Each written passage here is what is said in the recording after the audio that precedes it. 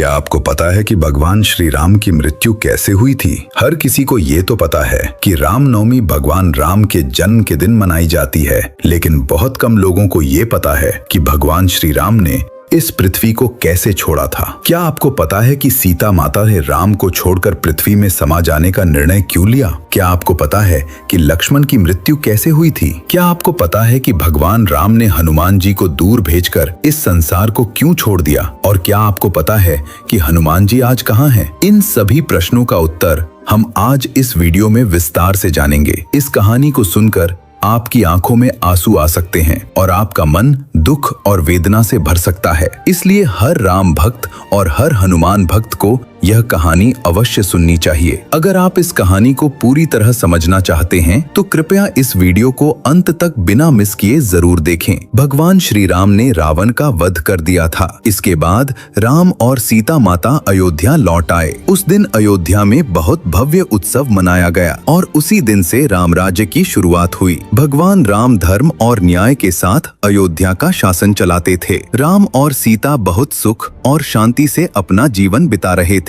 लेकिन कुछ वर्षों बाद एक दिन अयोध्या में एक घटना घटती है। एक धोबी अपनी पत्नी से झगड़ा करता है। वह अपनी पत्नी से कहता है, तू किसी और पुरुष के साथ थी। उसकी पत्नी रोते हुए कहती है, मैं ऐसी स्त्री नहीं हूँ, आप मुझे बिना कारण अपमानित कर रहे हैं। मेरे जीवन में आपके अलावा कोई और नहीं है। मैं उतनी ही पवित्र हूँ जितनी माता सीता थी। मुझे अपने साथ ले चलिए। यह कहकर वह अपने पति के पैरों में गिर जाती है। लेकिन यह सुनते ही धोबी क्रोध में कहता है, क्या मैं कोई मूर्ख राम हूँ जिसने सीता को स्वीकार कर लिया, जो 12 महीने रावण की लंका में रही थी। उस मूर्ख राम ने इतना बड़ा युद्ध किया, हजारों लोगों की जान गई और फिर भी वह सीता को वापस ले आया। लेकिन मैं राम जैसा मूर्ख नहीं हूँ।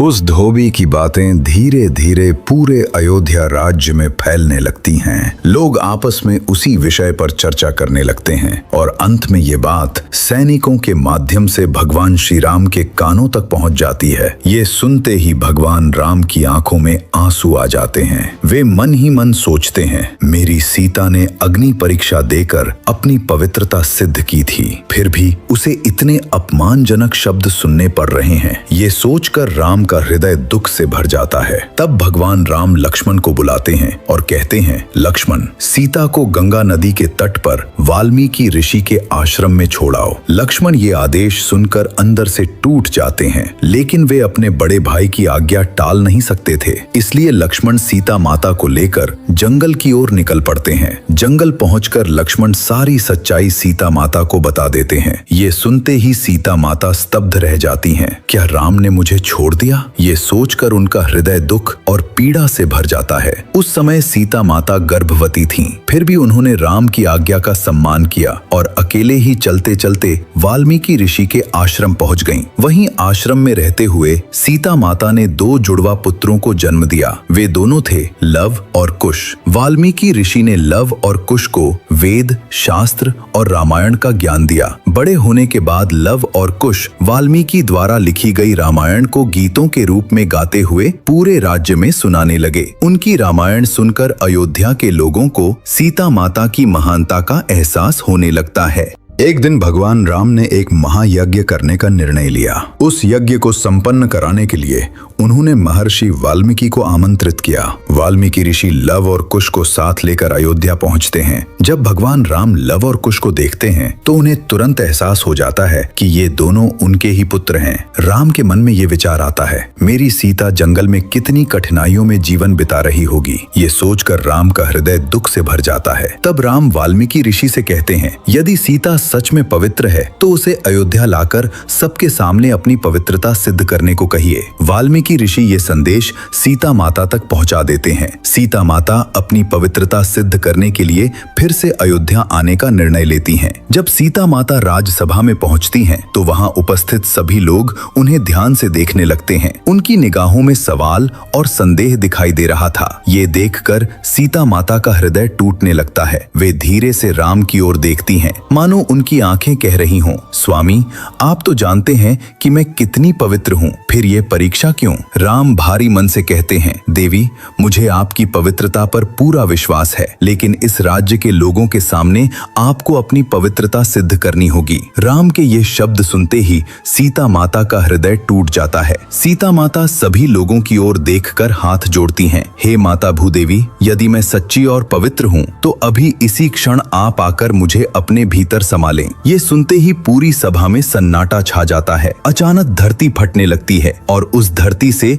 भूदेवी प्रकट होती हैं। भूदेवी क्रोध में सभी लोगों की ओर देखकर कहती हैं, तुम लोगों ने मेरी बेटी का अपमान किया है, मैं पूरी अयोध्या को नष्ट कर दूंगी। भूदेवी अपने दिव्य बल से अयोध्या को नष्ट करने ही वाली थीं, लेकिन तभी सीता माता हाथ जोड़कर कहती हैं, माता ऐसा मत कीजिए, अयोध्या के लोग बुरे नहीं हैं, इस राम राज्य को नष्ट मत कीजिए। ये कहकर सीता माता भूदेवी को गले लगा लेती हैं और फिर भूदेवी सीता माता को अपने साथ लेकर धरती के भीतर समा जाती हैं। ये देखकर भगवान राम दौड़ते हुए वहां पहुंचते हैं। वे धरती पर गिरकर जोर जोर से रोते हैं, सीता सीता। उस दिन से भगवान राम कुछ भी ठीक से नहीं खाते, न ठीक से सोते और हर समय सीता को याद करके रोते रहते हैं। हनुमान जी हमेशा राम के चरणों के पास बैठकर उनके साथ दुख बांटते रहते हैं। हनुमान मन ही मन सोचते हैं, मैंने अपनी आंखों के सामने माता सीता को खो दिया, लेकिन मैं अपने प्रभु राम को किसी भी हानि से बचाऊंगा। समय धीरे धीरे बीतता गया और एक समय ऐसा आया जब त्रेता युग समाप्त होने का समय पास आ गया। अब भगवान राम के अवतार समाप्त होने का समय आ चुका था। तब भगवान शिव और ब्रह्मदेव मिलकर यमराज को बुलाते हैं। वे यमराज से कहते हैं, यम अब समय आ गया है कि राम का पृथ्वी अवतार समाप्त हो, तुम अयोध्या जाओ और राम को ये संदेश दो। यमराज आदेश पाकर तुरंत अयोध्या की ओर निकल पड़ते हैं। अपने विशाल महिष पर सवार होकर वे अयोध्या के द्वार पर पहुंचते हैं।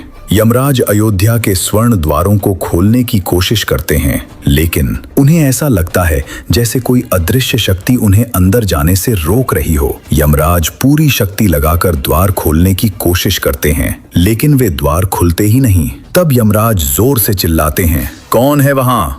यदि हिम्मत है तो सामने आकर मुझे रोक कर दिखाओ। तभी धीरे धीरे अयोध्या के द्वार खुलते हैं और भीतर से गदा लिए हुए हनुमान जी बाहर आते हैं। हनुमान जी को देखकर यमराज कहते हैं, मुझे राम से मिलना है, उनका मृत्यु समय आ गया है। ये सुनते ही हनुमान जी का चेहरा क्रोध से भर जाता है। वे गरज कर कहते हैं, क्या कहा तुमने? मेरे प्रभु राम की मृत्यु? जब तक मैं जीवित हूँ मेरे प्रभु राम को कोई छू भी नहीं सकता। अगर तुम दोबारा राम राज्य में दिखाई दिए तो तुम्हारी मृत्यु मेरे हाथों होगी। ये कहकर हनुमान जी यमराज के सीने पर एक जोरदार मुक्का मारते हैं। उस एक वार से यमराज दूर जाकर गिर पड़ते हैं। अब यमराज समझ जाते हैं कि जब तक हनुमान राम के पास हैं तब तक मैं राम की आत्मा नहीं ले सकता। तब यमराज भगवान शिव से प्रार्थना करते हैं, हे महादेव, आपका ही अंश हनुमान राम की रक्षा कर रहा है, वह किसी को भी राम के पास जाने नहीं दे रहा। अब सब कुछ आपके हाथ में है। उसी रात भगवान राम सो नहीं पा रहे थे। वे अकेले बैठकर सीता माता को याद कर रहे थे।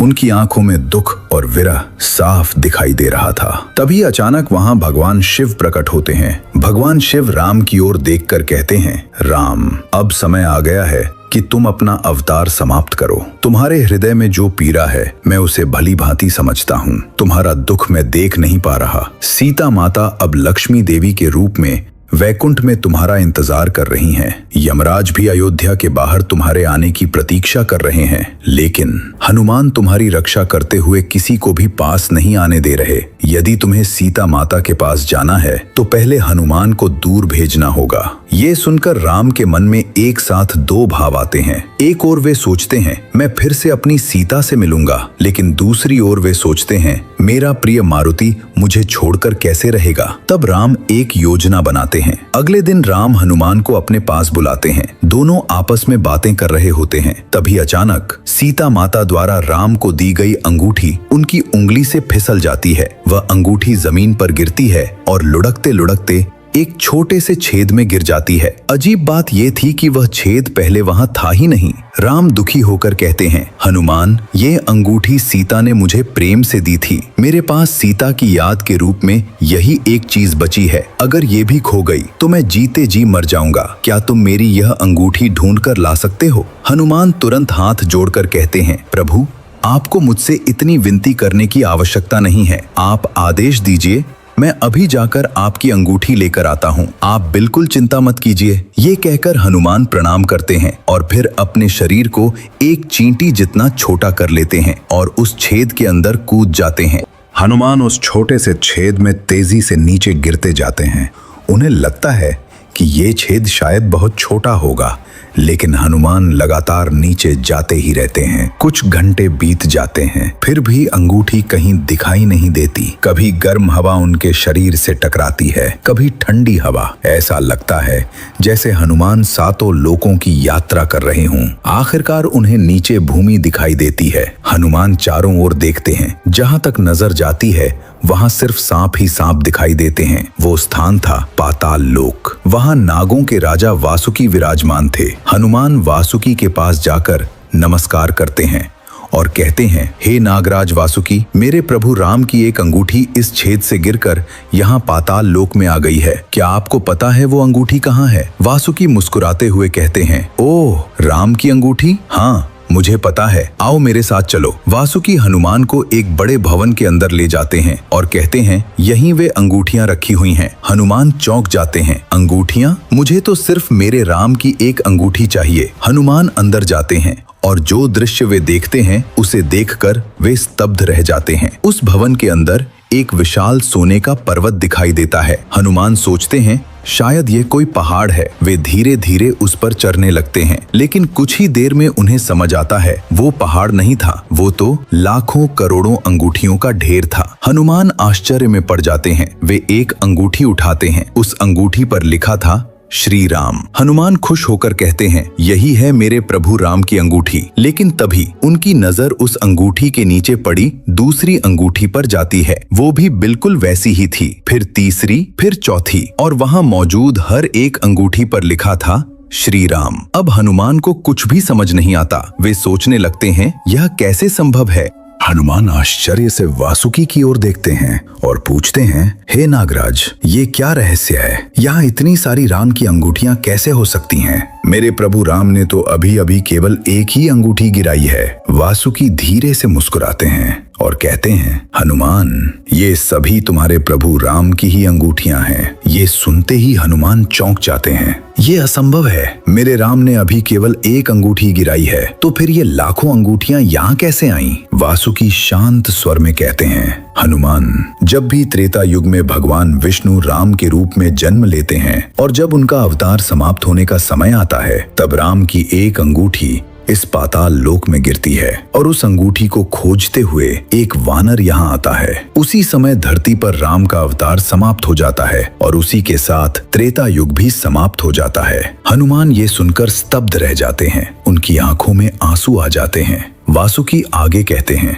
हनुमान, यदि यहाँ इतनी सारी अंगूठियां हैं तो इसका अर्थ है कि इतनी ही बार राम का अवतार हो चुका है और उतनी ही बार त्रेता युग समाप्त हो चुका है। जीवन एक चक्र है हनुमान। एक चक्र समाप्त होता है तो दूसरा चक्र फिर से शुरू हो जाता है। चारों युग फिर से आएंगे और फिर त्रेता युग आएगा। फिर राम जन्म लेंगे और तुम भी जन्म लोगे और फिर तुम दोनों मिलकर रावण का वध करोगे। ये सुनकर हनुमान की आंखों से आंसू बहने लगते हैं। वे सोचते हैं, क्या इसका अर्थ है कि मेरे राम अब इस संसार को छोड़ने वाले हैं? ये सोचकर हनुमान तुरंत एक अंगूठी उठाते हैं और तेजी से पाताल लोक से बाहर निकल पड़ते हैं। हनुमान तेजी से पाताल लोक से बाहर निकलते हैं। वे उसी छेद से बाहर आते हैं जिससे वे अंदर गए थे। जैसे ही वे बाहर आते हैं, वे तुरंत राम के महल की ओर देखते हैं, लेकिन राम के सिंहासन पर कोई नहीं बैठा था। ये दृश्य देखकर हनुमान का हृदय जोर से धड़कने लगता है। वे तुरंत पूरे अयोध्या में राम को ढूंढने लगते हैं, लेकिन उन्हें कहीं भी राम दिखाई नहीं देते। तभी अयोध्या के लोग हनुमान को बताते हैं, लक्ष्मण जी अब इस संसार में नहीं रहे। ये सुनते ही हनुमान स्तब्ध रह जाते हैं, उनकी आंखों से आंसू बहने लगते हैं। लोग आगे बताते हैं, लक्ष्मण जी ने सरयू नदी में जल समाधि ले ली, और ये सुनकर हनुमान का दुख और बढ़ जाता है। हनुमान आकाश में उड़ते हुए राम को ढूंढने लगते हैं। तभी दूर से उन्हें एक दृश्य दिखाई देता है। सरयू नदी में भगवान राम जल समाधि ले रहे थे। हनुमान तेजी से नीचे उतरते हैं, लेकिन जब तक वे नदी तक पहुंचते, राम हनुमान की ओर देखकर एक अंतिम मुस्कान देते हैं और फिर सरयू नदी के जल में समा जाते हैं। ये दृश्य देखकर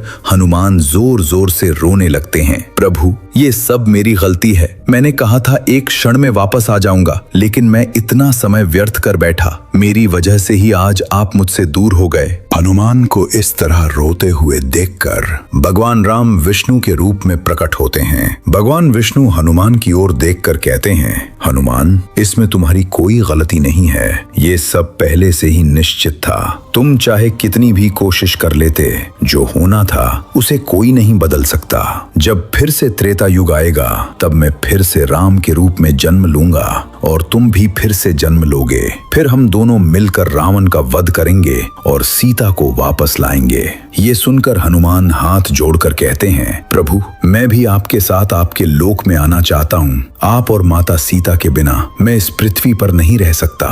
लेकिन भगवान विष्णु मुस्कुराकर कहते हैं, नहीं हनुमान, तुम जैसे भक्त का पृथ्वी पर रहना बहुत आवश्यक है। तुम्हें धर्म की रक्षा करनी होगी। द्वापर युग में मैं फिर से जन्म लूंगा और उस समय मुझे तुम्हारी आवश्यकता होगी। तब तक तुम इस पृथ्वी पर चिरंजीवी बनकर रहो और लोगों की रक्षा करते रहो। ये कहकर भगवान विष्णु हनुमान को गले लगा लेते हैं और फिर वहां से अदृश्य हो जाते हैं। हनुमान हाथ जोड़कर कहते हैं, प्रभु, आपकी आज्ञा ही मेरे लिए सब कुछ है। इसके बाद हनुमान राम की अंगूठी अपनी उंगली में पहन लेते हैं और हिमालय पर्वत पर जाकर राम नाम का जाप करने लगते हैं। कहा जाता है कि आज भी जो भी सच्चे मन से राम नाम का जाप करता है, हनुमान जी उसे अपना आशीर्वाद देते हैं। अब आप समझ गए होंगे कि राम, सीता, हनुमान और लक्ष्मण ने जीवन में कितनी पीड़ा सहन की। अधिकतर लोग रामायण को केवल राम और रावण के युद्ध की कहानी मानते हैं, लेकिन बहुत कम लोग जानते हैं राम और हनुमान ने कितना दुख सहा था। इस वीडियो को जरूर अपने मित्रों और परिवार के साथ शेयर करें। हम प्रार्थना करते हैं कि भगवान श्री राम और हनुमान जी की कृपा आप और आपके परिवार पर हमेशा बनी रहे। आप सभी को श्री राम नवमी की हार्दिक शुभकामनाएं। अगले वीडियो में हम आपको बताएंगे हनुमान जी का जन्म कैसे हुआ था, इसलिए उस वीडियो को बिल्कुल मिस मत कीजिए। अगर आपको राम और हनुमान जी से प्रेम है, कमेंट में लिखिए, जय श्री राम, जय बजरंगबली।